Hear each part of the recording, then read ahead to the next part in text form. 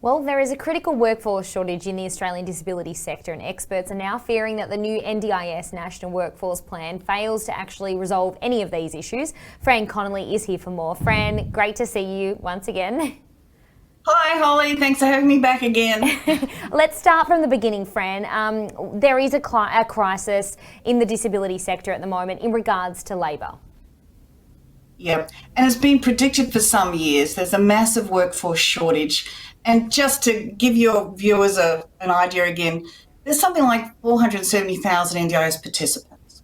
We've got 270,000 support workers. Now we need to increase that number by 83,000 just in the next 3 years. And that's at the same time manage a staff turnover rate of between 17 to 25%. So it's a huge ask on the Australian disability sector. Fran, what are the actual working conditions of frontline workers like at the moment?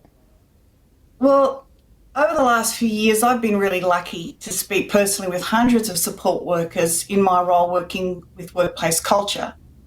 And too often, you see incredibly committed, passionate, majority of them women, struggling just to make ends meet.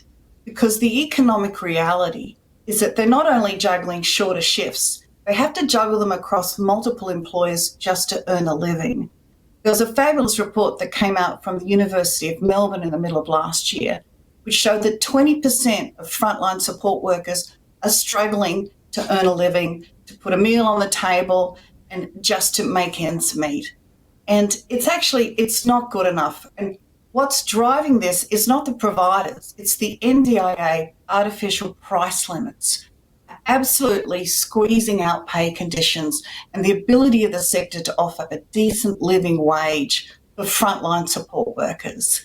And until we address working conditions and pay conditions, it's going to be very hard not just to attract more people into this space, which we really need to do, but also to maintain quality, to support training, and to help more providers keep their doors open.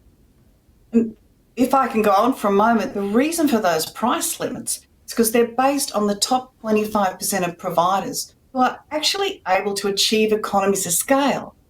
And that's sort of a high volume, low touch model of service. But the disability customer isn't looking for a transaction. They're looking for someone they can trust. If you're supporting people with, say, complex intellectual disabilities, or if you're a smaller provider, you just can't fit into that model.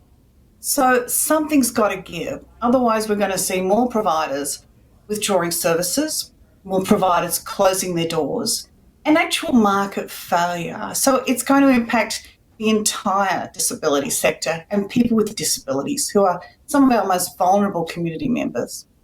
Fran, what would you like to see done immediately to resolve this? The NDIA price caps is essential.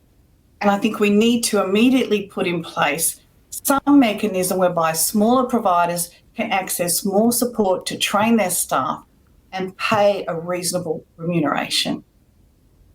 Fran, thank you so much for joining us on this. It's a really important conversation and it's really good to shed some light on this. Thank you so much. Thanks, Holly.